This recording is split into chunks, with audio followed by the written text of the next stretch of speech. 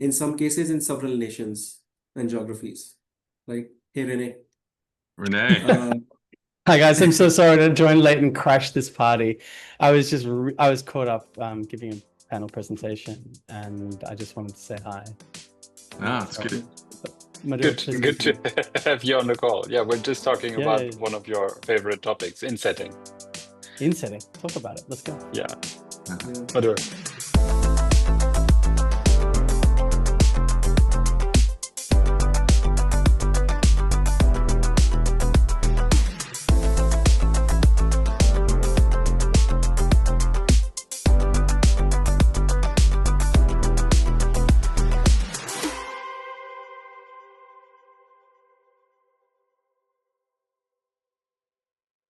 Welcome back to This Week in Carbon. We are back after a few weeks off of traveling. So it's great to be here. I'm your host, Eddie Smith, and I'm thrilled to be joined today by Madhur Jain and Ikarus Janzen from Varaha. And if you've been following the carbon removal space, you've probably seen Varaha's name pop up. They've become one of the top global suppliers of high quality carbon removals.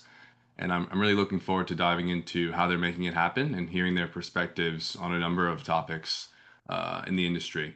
So Madhur, Ikarus, welcome, and thank you so much for joining us today, or joining me. Thank you. Thank you very much for having us.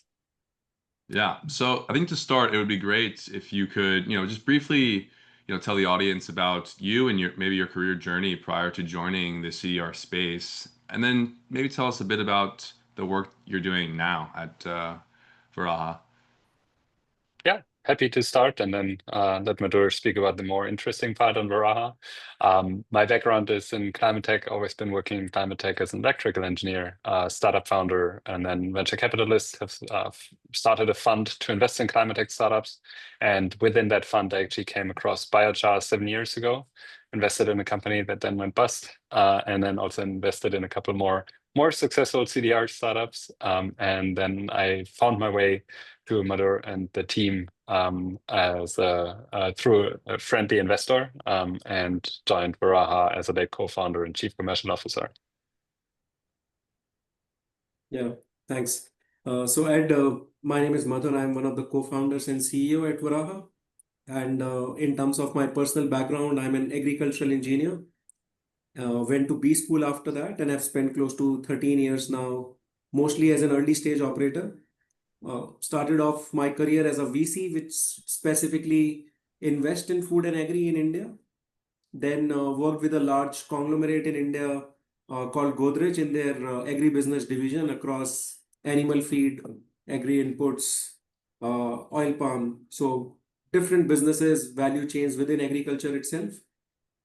After that, I worked with an organization called Precision Agriculture for Development, focusing upon building evidence-led, data-led, high-quality customized advisory services for smallholder farmers to help them make better decisions and improve their livelihoods. That service now reaches out to 19 million farmers across 3 continents, 10 countries in total. And then I also worked with another US-based startup to build their India business right from scratch, building the team, the product, and the business from scratch. So lots of early stage team, product, business building experience. So which sort of gave me a very clear view that the intersection of climate and agriculture is an important one. Agriculture leads to significant amount of emissions, almost a quarter of the total emissions that the humans do every year. And if agriculture is done in the right manner and we are able to make certain fixes and changes, it can actually lead to carbon removals in huge capacities. And so that is what led to formation of Varaha in early 2022, which focuses upon helping smallholder farmers transition towards more sustainable agricultural practices in different fashion. And then we use carbon removal as a pathway to actually finance that behavior change of doing these different practices and interventions that Varaha deals in. So that's a little bit of a background on Varaha and me personally. Yeah, thank you guys for sharing and for telling us about your background. It's great to have two VCs on the podcast. I would love to get your opinions on the market shortly. But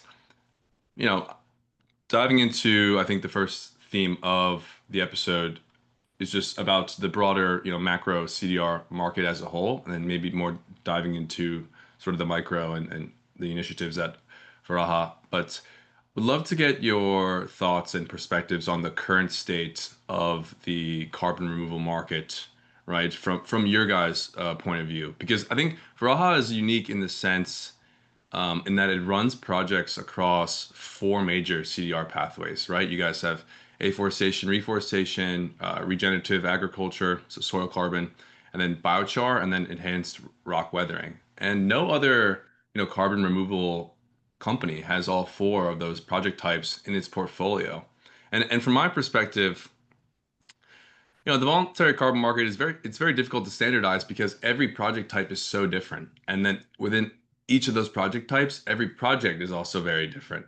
So I would love to get your guys' thoughts on, the overall state of the CDR market, and then maybe speak about, the project types more in depth and those sub markets specifically.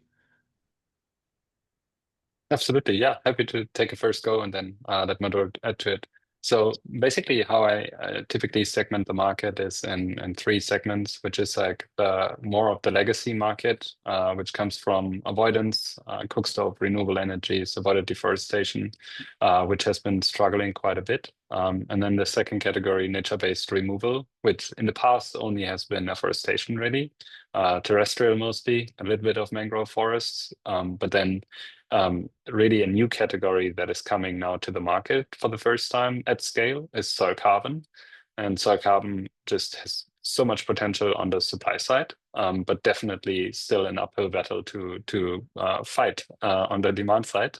So a lot of market education needed because science has quite evolved in terms of soil carbon quantification, but also then in terms of permanence perspective for soil carbon specifically.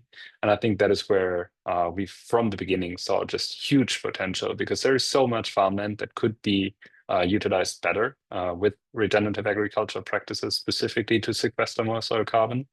And that is really where we also started. And then when it comes to the third segment is where I look for durable carbon removal. And durable carbon removal obviously is not only biochar and rock weathering, but that is where we see near term the highest potential to actually get to very large scale. What for Varaha combines all of that is obviously agriculture. And in our case, it's specifically agriculture in smallholder economies. So smallholder farmers typically have less than 5 acres or 2 hectares, depending on what unit you're using. And we have more than 100 million smallholder farmers in India. And so if you want to do different practices with these farmers, it's just not worth it to have like 4 different project developers going to implementation partners, going to farmers, right? And so there needs to be consolidation also on the project developer perspective. I would say that the pathways that we are in is very much forward markets. There's very little spot credits available just because these projects take time. Project developers like us only came up in the past few years. We founded the company 3.5 years ago only. And so we're mainly dealing in forward markets. I think one pathway that is a little bit budging the trend here is biochar, where we've also sold significant amount of spot credits already. So we have sold and delivered more than, sold much more, but delivered more than 100,000 tons, which gives us the second rank on CDR.FYI in terms of like global deliveries. More importantly, it makes us realize revenues. And so we have become probably one of the only, if not the only carbon project developer, at least in the durable carbon removal space, that has turned profitable. And so that is something that we're very proud of with almost 200 people in our company and to be at that stage. And that is, again, because of the diversification of the pathways. If we would only be in afforestation, only be in soil carbon, that would be a very different story. But Madhur, maybe you want to add to that. Yeah, no, I think that Ikarus covered it very well. So there's a lot of synergies that we see across pathways. They're very distinct from each other. As you rightly mentioned, the methodology, the intervention is quite different from each other, but the fundamental units, right? The smallholder farmer, their farms, dwindling yields and productivity, that is one segment which remains the same, right? The fundamental problem of the user on the supply side that we are working with. The intermediary largely remains the same.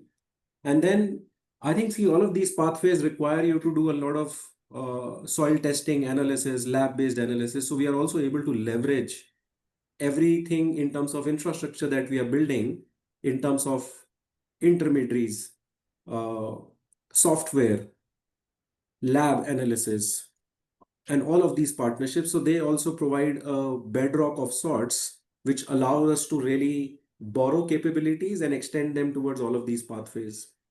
And so it's like building upon the basic infrastructure which is being built to create more value for the farmers and the ecosystem, and also more economically, which helps us grow the market even faster.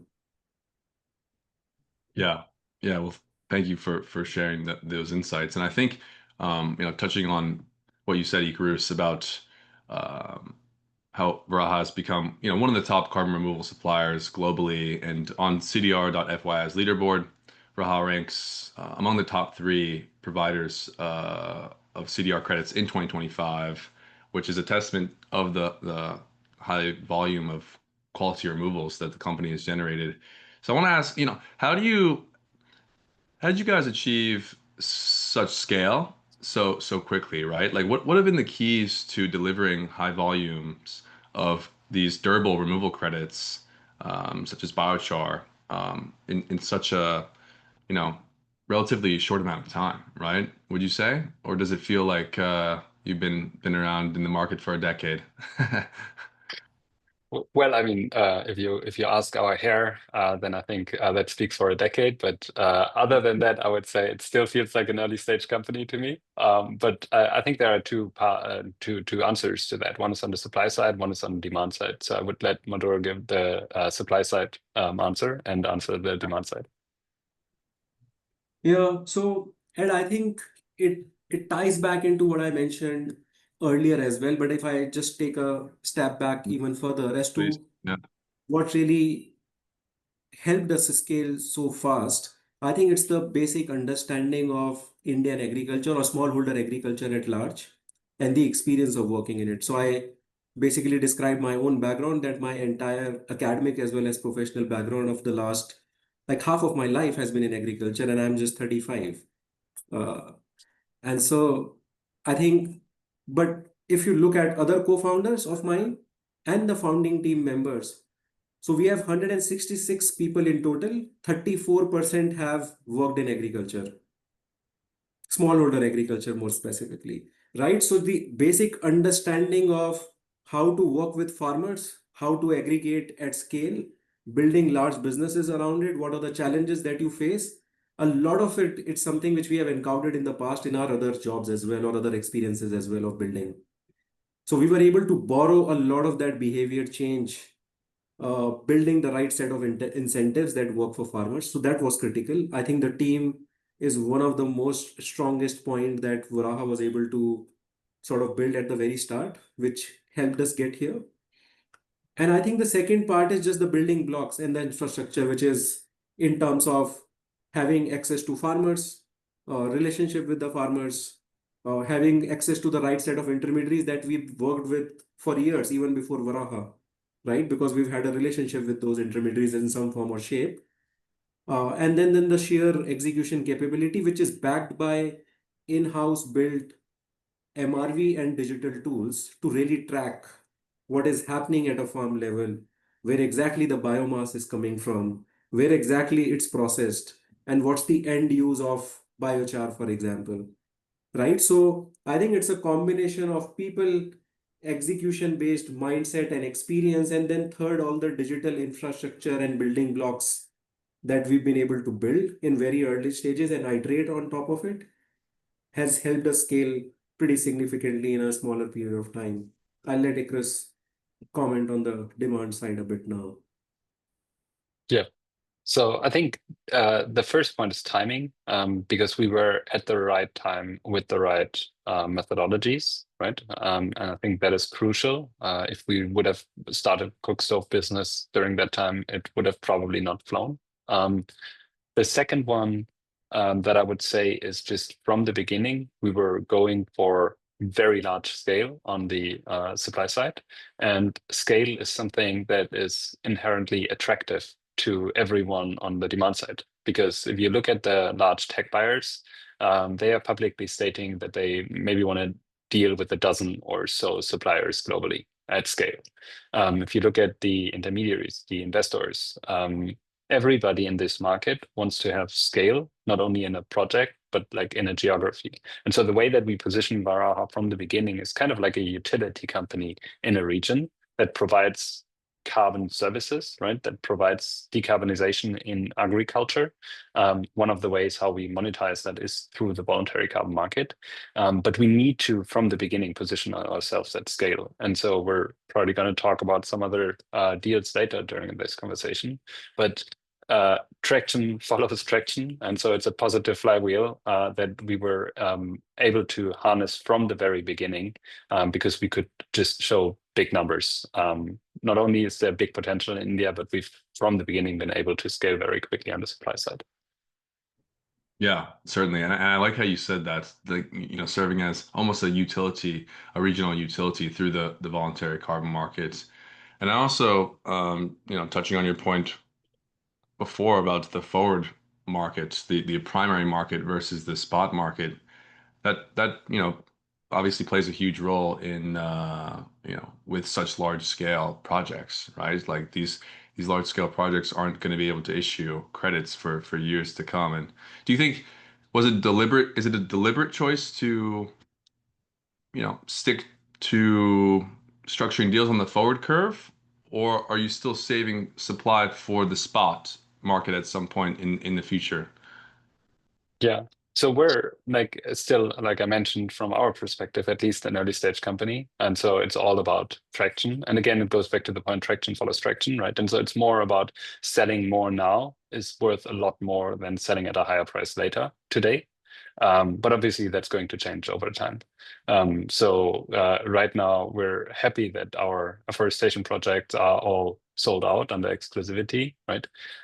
But in a few years, I'm not going to be happy with that. In a few years, I do want to have spot availability because obviously that is where we can leverage a lot more the spot prices that will be higher at the time because the market is so short.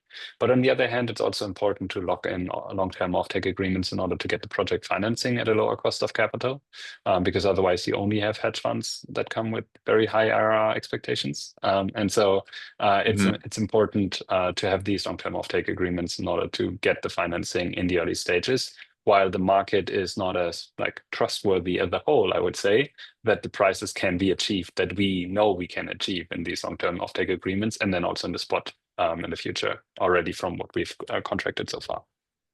Yeah.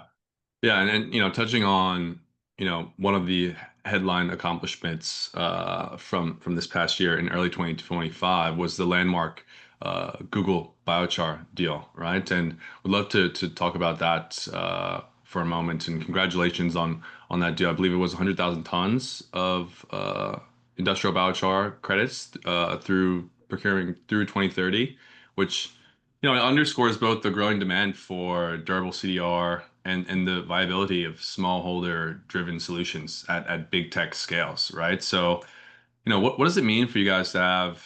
What does it mean for you guys and for the biochar carbon removal space as a whole to have a buyer like Google on board?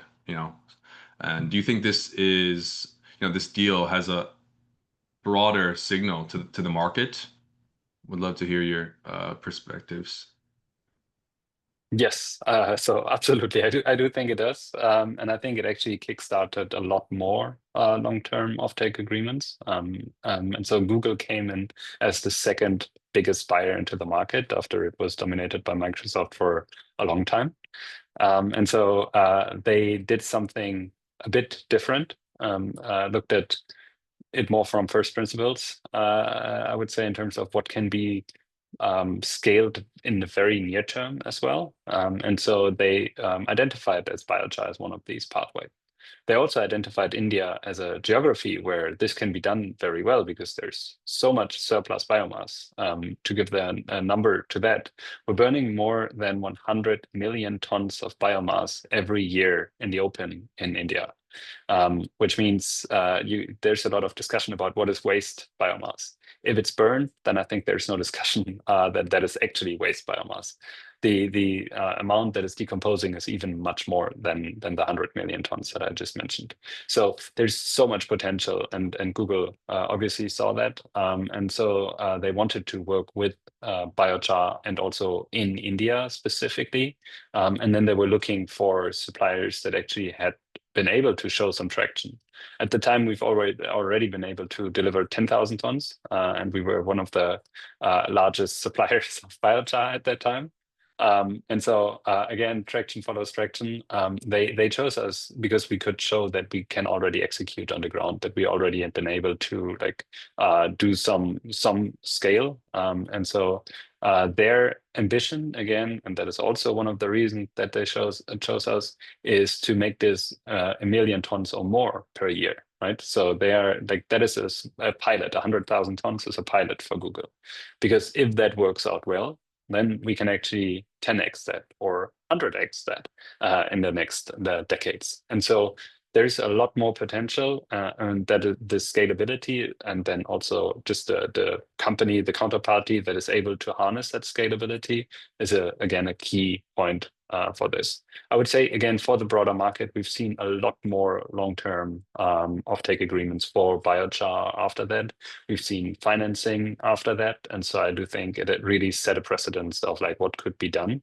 And then if you see now, a lot of companies are actually shifting a lot more to biochar because of the immediacy, because of the affordability, and also because of all the co-benefits that come with that.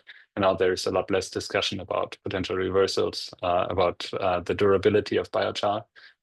So I think, would you say the overall bankability as well for biochar has a significant role in the market being? I mean, it's pretty much a well-established liquid market here in the U.S., right? I mean, biochar for agricultural use, but in the global South, or in Asia, and these with smallholder farmers, it's very much still in the early stages, as you mentioned. So yeah, Madhur, did you want to touch on the Google deal and any other insights and on the process, and anything that you'd like to share about the overall Yeah, I mean, accomplishment?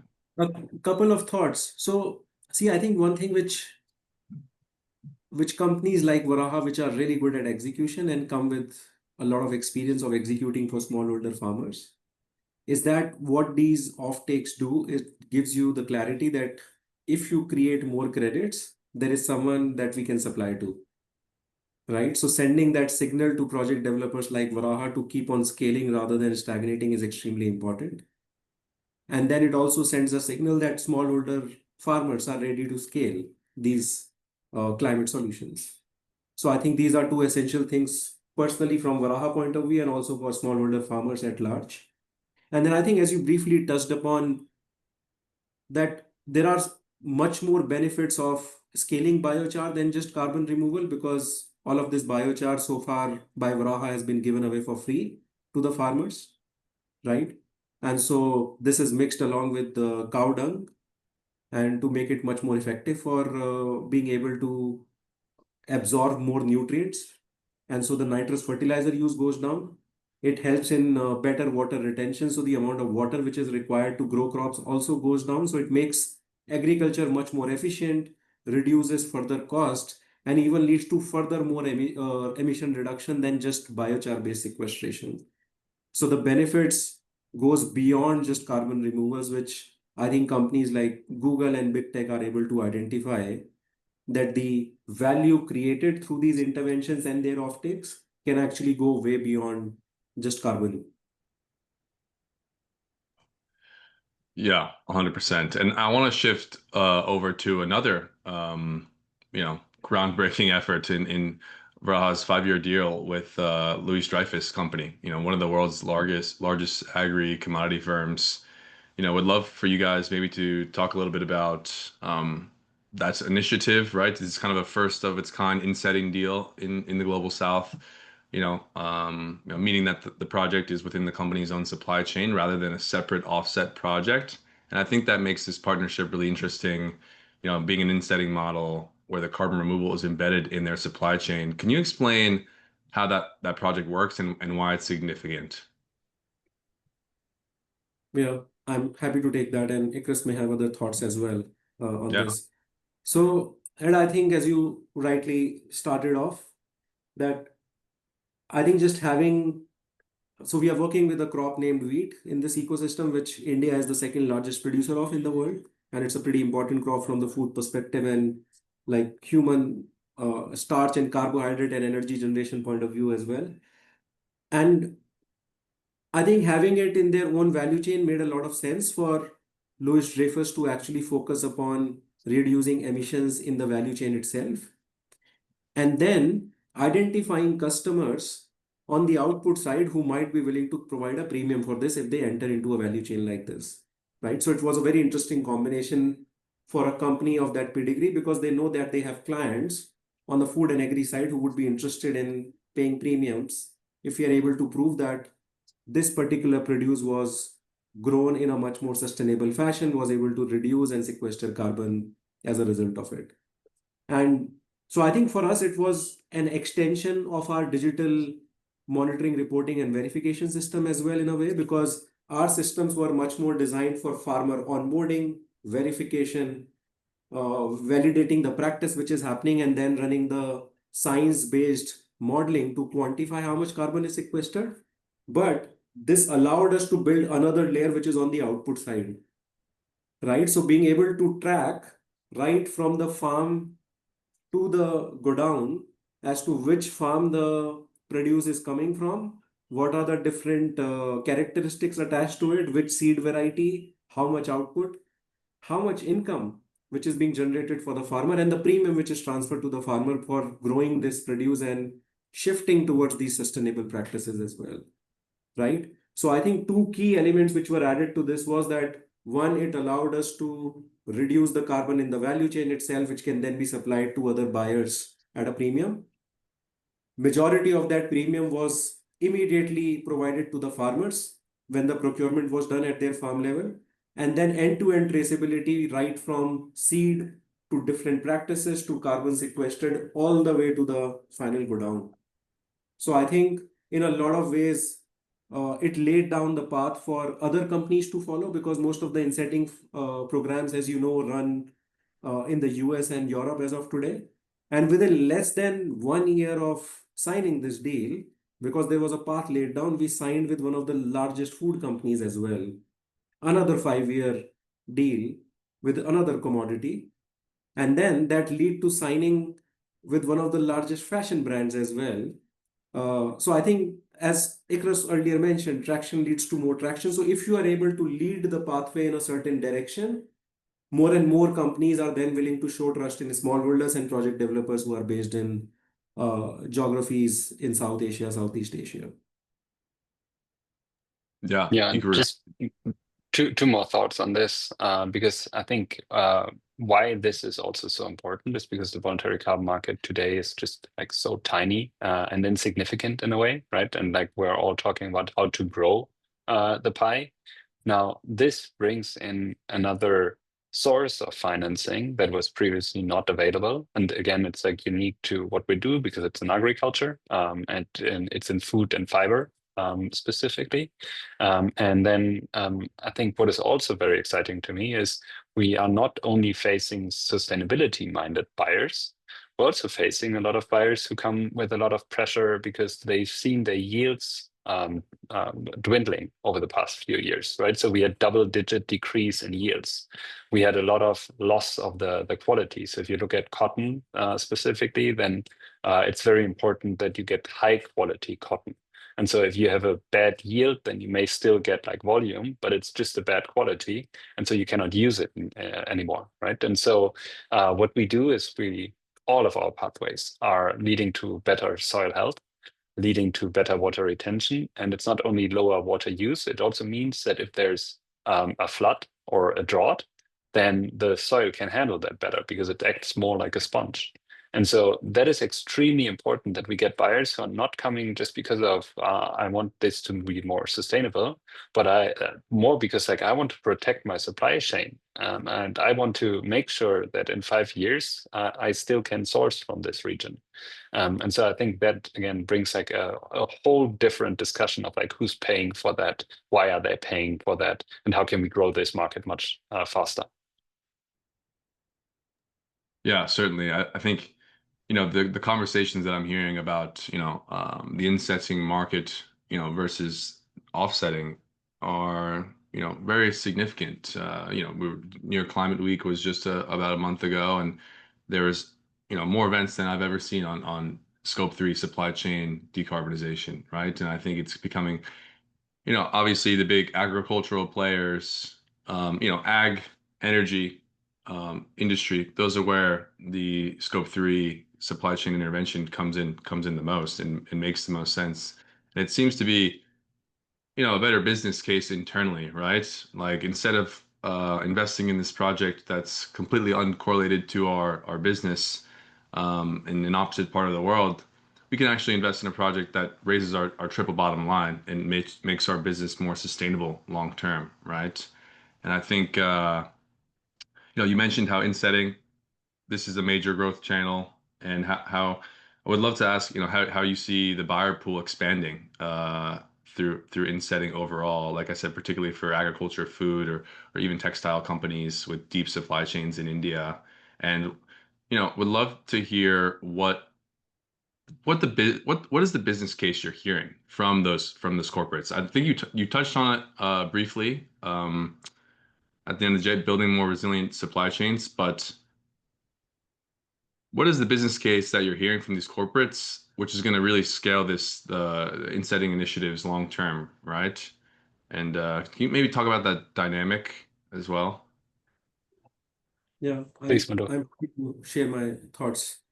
So, I mean, see, all of these companies that we are talking about, these are like publicly listed companies, in some cases in several nations and geographies. Like, hey, Renee.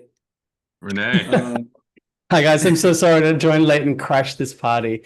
I was caught up giving a panel presentation, and I just wanted to say hi. No, it's good. Madhur, please Good continue. to have you on the call. Yeah, we're just talking about Yeah. one of your favorite topics, insetting. Insetting. Talk about it. Let's go. Yeah. Yeah. Madhur. Yeah, I'm so gonna as listen I more was than talk. yeah, some of these large food, commodity, as well as fashion brands that I mentioned that we are working with, they are listed companies in most of the nations that they operate in. So there is a lot of shareholder pressure on the ESG side as to how to be more and more compliant. And that is pushing these companies to also come up with their uh, carbon reduction targets or net zero targets as well in the recent times. Now, one of the ways to get to these net zero strategy is not just carbon removal, but also reduction. And insetting provides a great way to reduce carbon in a mammoth volume.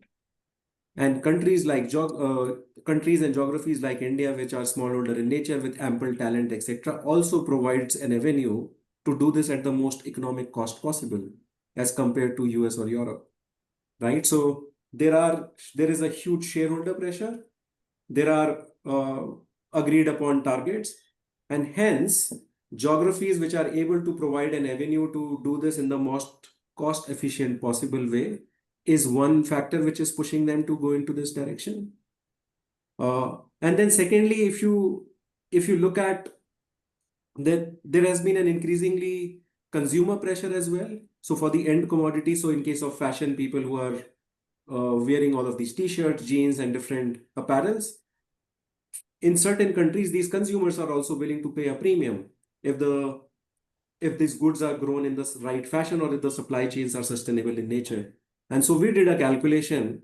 If you look at the per hectare or per kg of cotton cost increase because of these insetting initiatives, you can easily pay that back by adding 15 cents to a t-shirt, right? So if someone is buying a t-shirt worth $20-$30, and if you're able to add 15 cents to the cost or the selling price, then you're able to recoup your money.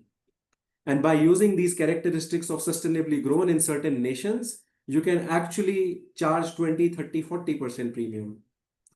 Same things goes for premium food brands as well. That for these multinational brands, if they are able to showcase these characteristics and are able to prove that it's being done in a high, credible, and transparent manner, their consumers are willing to pay a premium. So shareholder pressure plus consumer pressure plus consumers' willingness to pay increasingly for sustainably grown goods. I think this combined economics and metrics is actually leading for these companies to take more and more action. Yeah, yeah. And I like how you articulated kind of the demand side, pressures, right? But I think, I want to touch on a correlated area on the supply side. Like, given your experience in agricultural solutions, do you see, our smallholder farmers and basically the landscape of agriculture in India, has it been impacted by the negative effects of climate change, right? And are they communicating that to you as well? Because, there's demand for, these sustainable solutions on the demand side, from the stakeholder pressures, et cetera. But on the supply side, is this the case? Are they seeing longer term droughts? Are they seeing their crop yields impacted, and they need more, revenue, and they need more income opportunities from, for example, these projects, right? Because this is what we've experienced with smallholder farmers in Kenya, right? And we didn't get really a chance to touch on this kind of more broader theme. Yeah, I mean, I'll just give you some data on this. So in the last 2 or 3 years, we have seen during the harvesting months for wheat, for example, the temperatures have been 0.5 to 1.5%, 1.5 degrees higher in Celsius than what it's required for the optimum yields in the last few weeks before harvest. Which means that we have seen, depending on the state that we are talking about, anywhere between 6 to 14% decrease in yields in certain regions of the country, right? More importantly, it's important to note, and this is my personal experience, I wouldn't say this as the first part which I mentioned is actual data. The second one is more anecdotal. So, 15 months back, I was in Nepal. We have project there as well. And I was actually attending meetings, and people were actually complaining that India has reduced its exports for 6 months to zero to Nepal. 80% of the wheat in Nepal goes from India. And so it's also causing a bit of a geopolitical crisis wherein nations are going to fight with each other, will not have good relationship with each other because they're exporting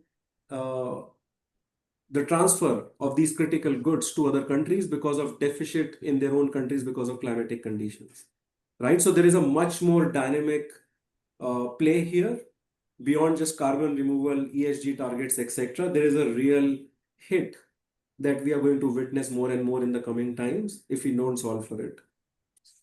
Yeah, And 100%. I would frame it even stronger, right? Because like my view, what we're doing is we're taking money that is dedicated for climate mitigation and we're investing it in climate adaptation. But nobody pays you for climate adaptation yet, right? Unless there are some examples that I mentioned on the insetting side. But in the voluntary carbon market, certainly nobody pays you for climate adaptation. But again, everything that we do increases soil health, increases water retention, therefore water and food security, right? Mitigates conflicts over these resources, and very much invests into climate adaptation. And so I think that is one of the most appealing things, at least for me, to work in this space, because we get to do both, and that in a capitalist way, and not only in a philanthropic way. Yeah. Yeah, thank you for sharing. Renee, given you're here, thanks for being able to join. I want to get you to jump in maybe. Did you have any Yeah. thoughts on the insetting initiatives that Varaha has achieved, like for example the public deal with Louis Dreyfus, we've been touching on that, and their landmark deal with Google. Would love to hear your thoughts on these Yeah, initiatives? firstly, it's so great to have you guys on. Again, apologies. It's been a crazy conference cycle. I just came back from Kuala Lumpur where I was at the Malaysian Carbon Markets Forum. And then today at the Carbon Market Institute event here in Singapore. And then I was at an NTU function where I was hosting a fireside chat. So 3 conferences in 2 days. It's been pretty hectic. But congrats on these announcements. A couple of insights. And then I kind of want to I have a question because I'm really curious about it. I understand, Madhur, what you were saying around for food and ag and let's say fashion, let's call it fashion industry, how it makes so much sense for them to focus more so on the insetting rather than the offsetting, because there's the direct supply chain impact, right? That supply chain, those farmers, right, whether growing the crops for consumption of food or for fabric, they have relationships either with them or through co-ops. So it makes a lot more sense to invest in those supply chains and then derive the material decarbonization impact inside their supply chain. So that's the good thing. The thing I'm curious about is this kind of core tension that results from that, right? Essentially, insets are inherently localized and essentially relational, so they're tied to the specific suppliers, geographies, production systems, etc. And that might make them high integrity. Certainly, some are, right? And obviously, DMIV comes into that. But they're effectively low throughput. Essentially, by that I mean compare them to global offset markets, which can be scaled and allows for the sourcing of the credits from anywhere, means that there's an economic rationale to it to go to the lowest possible cost. And from a climate perspective, a reduction or a removal in India is the same as one in Kenya or in Mexico, right? Essentially here, you're having a highly specific input, the inset, because it's inherently linked to their supply chain. But ultimately, the question I'm asking here is, how do you guys see this tension with scale, right? It doesn't, there's no secondary market trading for these instruments. And so how do you achieve scale? Madhur, do you want to speak? Yeah, I mean, see, all of these companies that we are working with, and there is only one public name right now, but I was telling Ed before you joined that there is also a large food company, and then there is also a fashion brand that we are working with in India. India now has this unique characteristic that we have 160 million hectares of agricultural land, 400 million acres roughly, right? So which means large scale. We produce $300 billion worth of agricultural output. We are the first largest producer of rice, second largest producer of wheat, largest producer of cotton, one of the largest producer of maize, and most commodities, agricultural commodities. You got a big continent, so you're the breadbasket of a lot of the world and clothing basket. Yeah, but ultimately it's going to, unless it's a market signal, the economics kind of breaks down because it's essentially, again, supply chain. So I'm Nestle, I'm Danone, I'm, Uniqlo, whatever it might be, right? In the text, whatever they're called, Zara, you name it, right? They're all going to have supply chain inputs, either through the Cargills of the world, the Louis Dreyfuses of the world, or others. But how do we scale it? Because if it's ultimately, I'm that company and I source those goods and I invest in the supply chain, it's great for folks like yourselves because you guys are implementing it on the ground. But then how do we realize a price discovery for those impacts? Because essentially we're pricing an externality, which is carbon here. Right. But how do we achieve scale? Right. Because that's the question for me. I struggle with insets. I want them to succeed, but I'm just from a market's perspective, economic rationale. I want them to succeed. And I kind of struggle with the scale piece. It's kind of like with biodiversity, highly localized, right? And it's how do we make this scale and not repeat the same mistakes of carbon? Right. See, my view is that until unless there is a business case, nothing scales. And so and the only business case becomes if we are able to price everything into the end product. And so if it ends up being a CSR activity, then it doesn't scale, or a pilot. And that is why all of these programs that I'm talking about, they are set up as 5 to 10-year projects, right? So it's not 1 year pilot, it's a 5 to 10-year activity depending on which project that we are talking about, which means that they want this to scale every year, that there is a scale that has been built in. And it's a signed agreement, it's not an MOU. And the idea is that there are three things which are critical. One is that they need to make sure that they continue to get enough amount of produce that they need from these geographies, because they have done investment in terms of industries for processing, right? Because most of these goods are processed, packaged before they are sent out. So all of these investments can go kaput if you don't have a supply nearby. And if you're transporting from 500 kilometers instead of 20 kilometers, earlier your economics goes for a toss anyways. So investing in those resilient value chains is extremely important. Building relationship with those farmers is also important, because there is competition also for Okay, so there's a resilience angle. goods, It's right? a protectionism. Right. It's resilience Right. to ensure supply. Absolutely. And the third one is that they have also public targets that they have announced for reduction within a certain period of time for several commodities. And so if they are not making progress on that, they are being called out every year. And so Right, the third thing is but that's driving. inherently, I agree with that. But we've seen it with carbon. People and companies have made commitments and then they walk them back. Right? I'm not going to point out specific names, but they walk them back, or they just completely, or they kick them further down the line. There's not enough pressure from that civil society and, or more importantly, from the financial industry to put those pressures. I'm talking about carbon. So how does that Right. translate here in terms of the ag commodities about water, energy, and other sort of inputs? And how are those more sticky, those sorts of pressures from the key stakeholders? Because like you said, it comes down to resiliency. So is this a future business imperative, like protecting the business long term? That's the primary view for sure. Secondly, building the relationship with the farmers as well.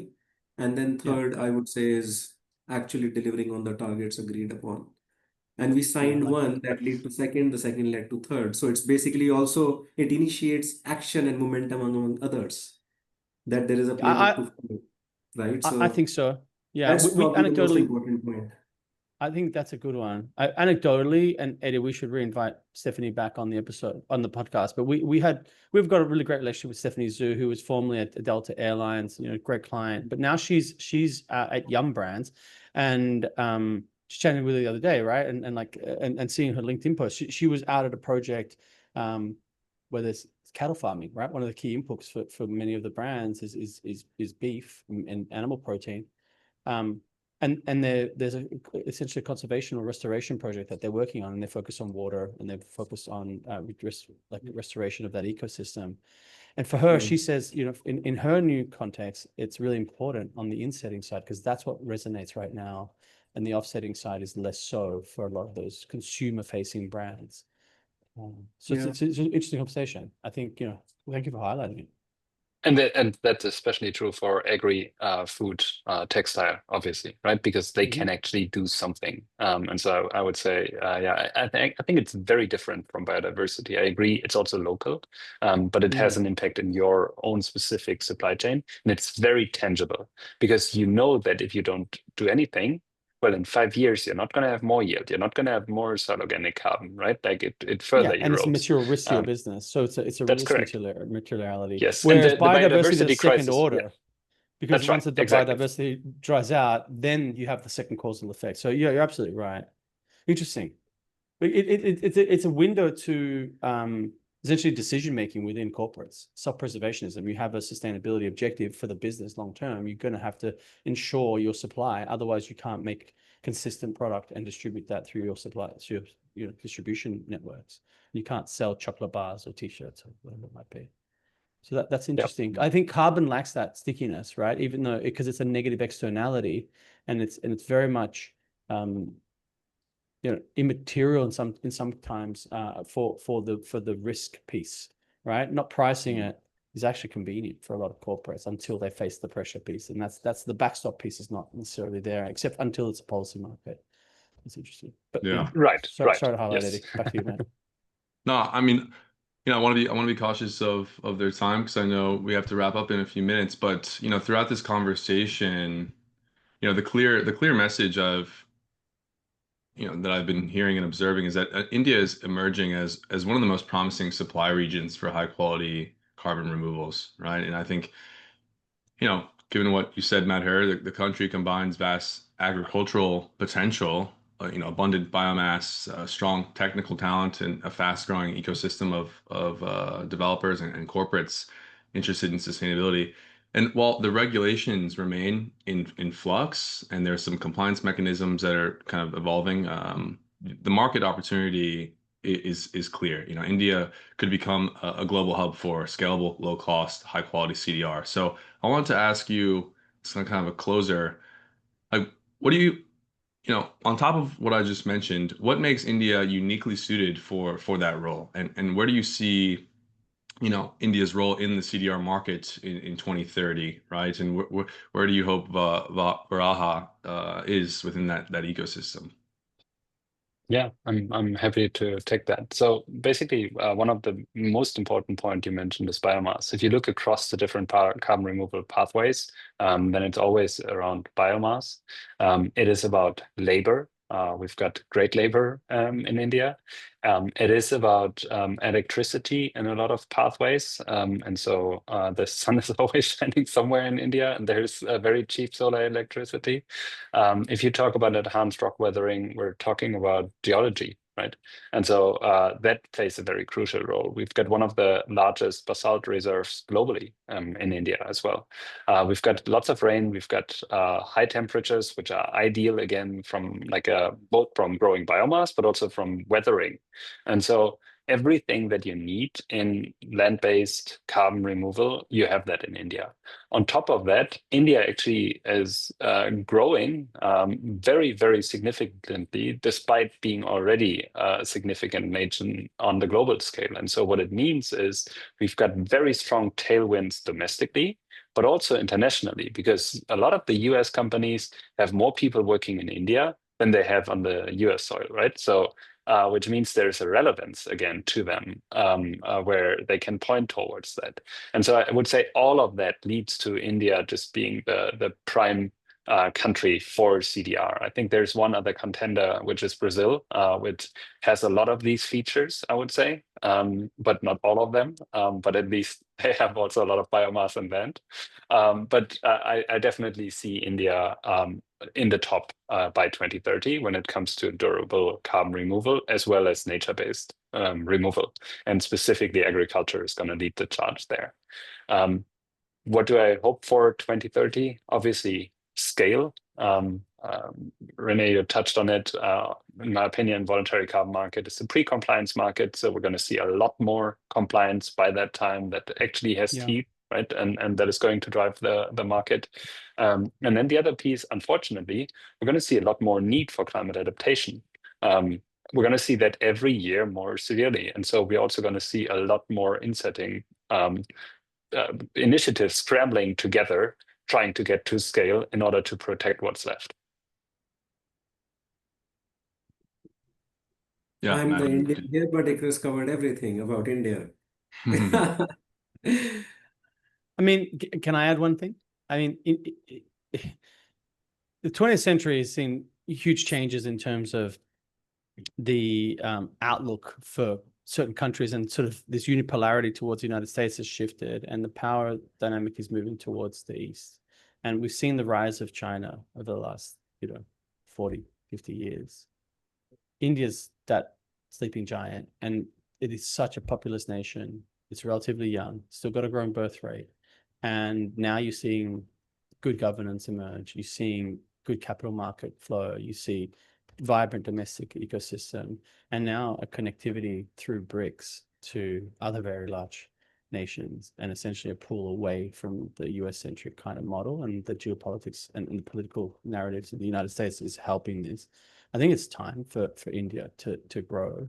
There's still systemic issues with regards to just inconsistency and kind of just sometimes chaos in India, right? But that's part of the inherent beauty. But there's a lot of innovation out of India. There's such a talented pool of just talent, basically, talented, educated workforce in India. It's no wonder that there's so much growth, and not just the IT sectors, but across now branching into the more traditional sectors like agriculture. So I find it really exciting. Congrats again on what you guys are doing, and yeah, I like, Ikarus, what you said. Things more wide ranging, like enhanced rock weathering and other types of methodologies emerging. Hopefully, carbon is a big growth sector within the Indian economy across Insetting and offsetting. Yeah. Yeah, thank you Yeah. guys so much for joining. I think you know, we'll wrap things up here. You know, this has been a really fantastic deep dive, and really appreciate you guys coming on, sharing your insights and perspectives. It's been a pleasure. And you know, thanks to our audience for tuning in to This Week in Carbon. We'll catch you next week. Thank you. Pleasure. Thank you.